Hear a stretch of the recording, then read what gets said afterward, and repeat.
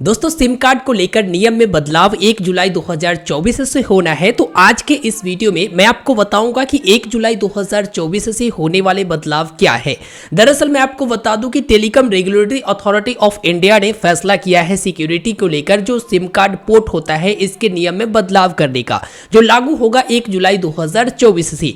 सबसे पहले जान लीजिए कि सिम पोर्टेबिलिटी होता क्या है। तो देखिए सिम पोर्टेबिलिटी में ना सिर्फ ऑपरेटर चेंज होता है बल्कि ओनर भी चेंज कर सकते हैं आप लोग।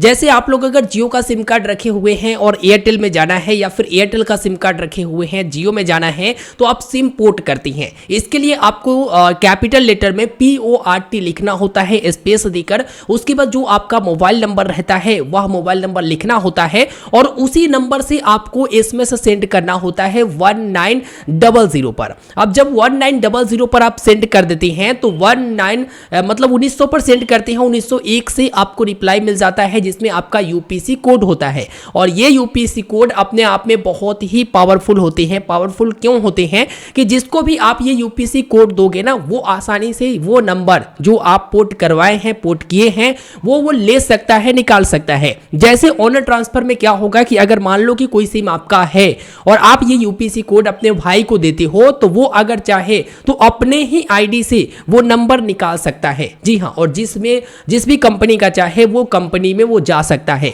दरअसल मैं आपको बताऊं कि ऐसे ज्यादातर लोग पहले करते थे जिनको खुद का पता नहीं होता था कि किसके नाम से ये सिम कार्ड है और लगता था कि दूसरे के नाम से सिम कार्ड है, तो वो अपने आप पर ट्रांसफर करवाने के लिए पोर्ट आउट या पोर्ट इन का सहारा लेते थे।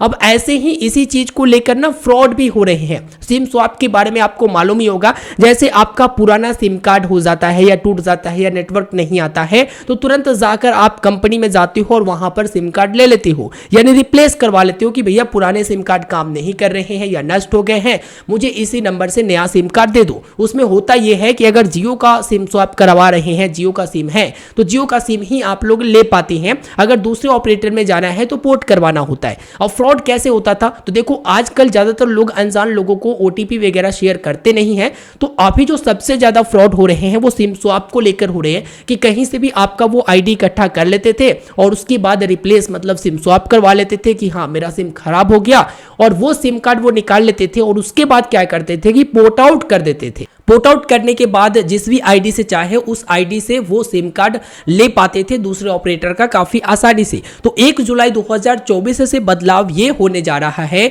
कि अगर आप नया सिम लिए हैं, मतलब सिम स्वैप करवाए हैं या रिप्लेस करवाए हैं, तो वो तो आपका 1 से 2 घंटा में आसानी से चालू हो जाता है। तो नियम ये लगेगा 1 जुलाई 2024 से कि अगर आपने सिम नया लिया है या सिम स्वैप करवाया है तो आपको 7 दिन वेट करना पड़ेगा, उसके बाद ही आप पोर्टिंग रिक्वेस्ट दे सकते हो। पहले ये होता था कि आप पुराने वाले सिम अगर खराब हो गया तो ले लिए या फिर नया कोई सिम ले लिए और लगले तुरंत आकर जो है आप वहां पर पोर्ट करवा लेते हैं और पोर्ट करवाने के बाद किसी दूसरे ऑपरेटर में चले जाते हैं।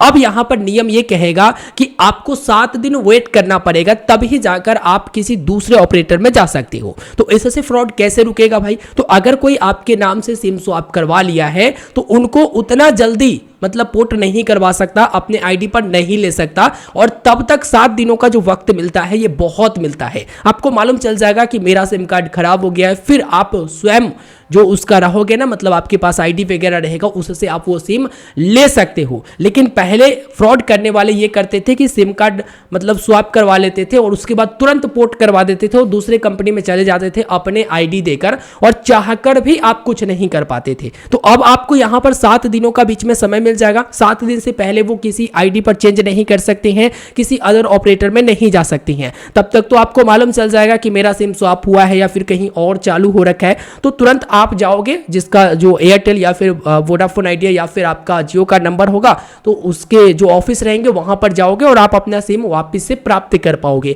तो ये फ्रॉड को रोकने के लिए 1 जुलाई 2024 से नियम लागू किया जा रहा। और मैं आपको बता दूं कि बहुत जल्द ये भी नियम आएगा कि अगर आप नंबर सेव नहीं किए हैं ना, तो भी अगर आपके नंबर पर कॉल आता है तो सामने वाला का नाम बताएगा और जो ओरिजिनल नाम रहेगा ना वो बताएगा, जिसे कॉलर ID कहा जाता है। तो जो ओरिजिनल नाम रहेगा, जो सिम कार्ड पर नाम रहेगा, वही नाम यहां पर आपका शो हो जाएगा। तो ये बहुत अच्छा रहेगा।